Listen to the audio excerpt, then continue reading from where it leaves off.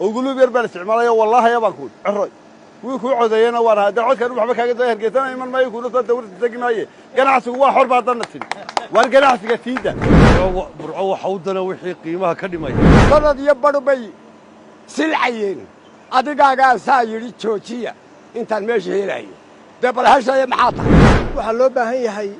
ganacsigii xorta ahaa ee madaxweynuhu ka ololeynayay ee xukuumaddu ku ololeynaysa in la helo Soomaaliya ganacsatada hormarsiya hal loo daayo waxay ganacsatadu keento hal loo daayo haday hijina keento leer jaban baa loo baahan yahay dadku wuxuu u baahan yahay waxtar buu u baahan yahay xukuumaddu haday aanay waxtarayn waa hawlaheeda ma doonayno in cid koota loogu xiro in cid leeriyana doonimayno way noo sameeyeen shirkaduhu ganacsiga la shortaago wax fiican maaha ganacsigana bulshada ku nool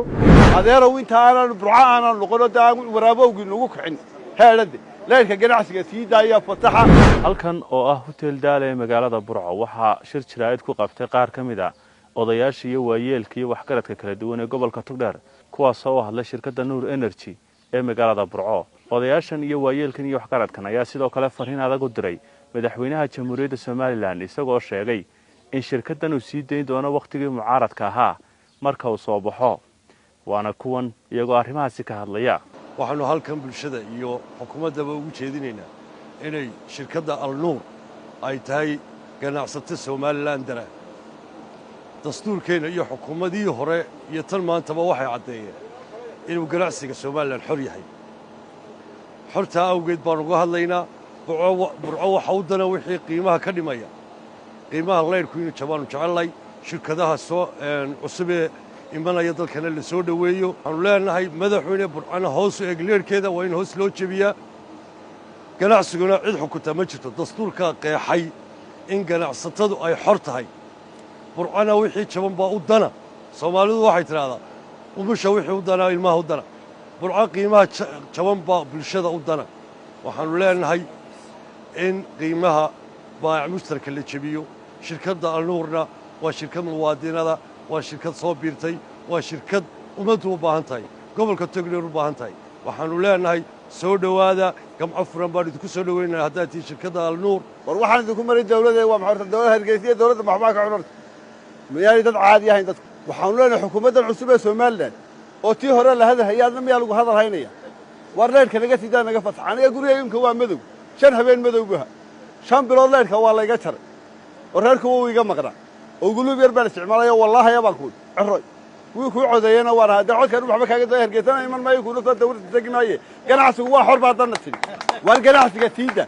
قولوا يا يجوا شنبرود غيرك كم غير يقولوا كاير ويبحوا أيام رمضان تكان مش هذا اللي يقول لي شركات دروا شركات جناحسي واي هاي ستا في جدي وحدي واي هاي ستا وردلك الدفاعية وحبها هي قرنمو إن لقاهد لابو بهي إن الشعب كلو تعديبو بهي إنه بدأ ضير تها لدورابو بهي waxaanu ku sheegaynaa madaxweyne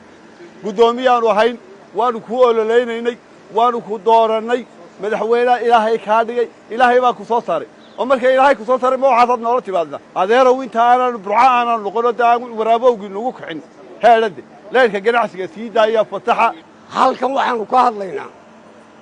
kootada leerka ee uu xidhay madaxweynaha dalka jooga isaga uu xidhay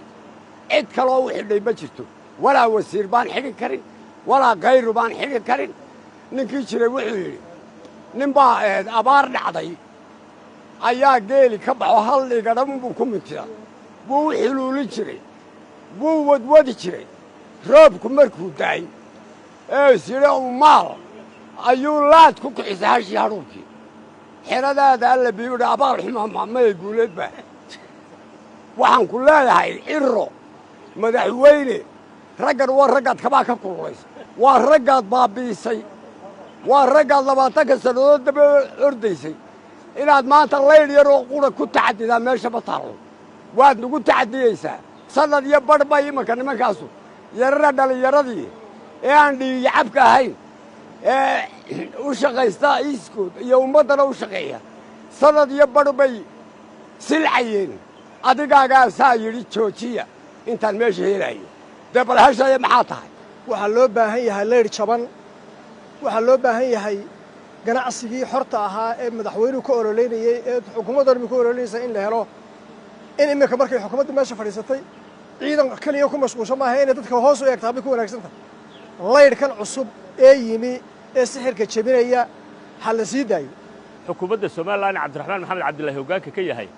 waxaannu ka eegaynay bulshada inay wax u faa'iidayso gaar ahaan arrimaha aasaasiga ah sida laydhka biyaha waxbarashada caafimaadka waxa inay wax ka qabataa baannu doonaynay intay soo fadhiisato tiifiga inay tahdo shirkad baannu u xidhnay bareefada kamaanaan yeelintaa kana yeeli mayno bulshaduna ka yeeli mayso war somalilan ganacsatada hormarisiya ha loo daayo waxay ganacsatadu keento ha loo daayo hadday hijinna keento laydh jaban baa loo baahan yahay dadku wuxuu u baahan yahay waxtar buu u baahan yahay xukuumaddu haddii aanay wax taraynin waa hawlaheedii laydh bilaasha in laga helaabaa laga doonaya xukuumadda maanta laakiin inay tidhaahdo shirkad bareefadaan u xidhnay cidna ka yeeli mayno haddaan bulshada reer burcan nahay waxaannu leenahay si degdega madaxweyne laydhkaa u soo fasax danyarta iyo dadka maanta bilaa dhaqaalaha ah in maanta la yidhaahdo laydh baa cid loo xidhay lagaama eegayn madaxweyne waxaan u mahadnaqayaa xukuumaddan cusub ee somalilan aad iyo aad waxyaabo badan bay qabatay intaa way ku ammaanan tahay waxaannu jecelnahay haddaannu nahay reer togdheer haddaannu nahay in laydh jaban aannu helo shirkaddan cusub ee iminka tii horena way shaqaysay oo ku mahadsan tahay tan dambana waxa weeyaan dee irsaaqadeeday qabtaay oo tan irsaaqadeeda cuni mayso marka annagu waxaannu jecel lahay in laydh aannu helo jaban aannu helo insha allahu bilmillaahi kariim waxaannu jecel lahay inaad laydhkaa jaban aad noo soo daysaan berbere waa og tihiin oo 20 muxuu ahaa senti ayuu 20 senti ayuu ka dhigay madaxweynuhu annaguna 20 senti baannu doonaynaa markaa waxaannu doonaynaa madaxweyne inaad laydhkaas si dhaqsaa noogu sii dayso oo shirkanahana aad sidaa la yidhi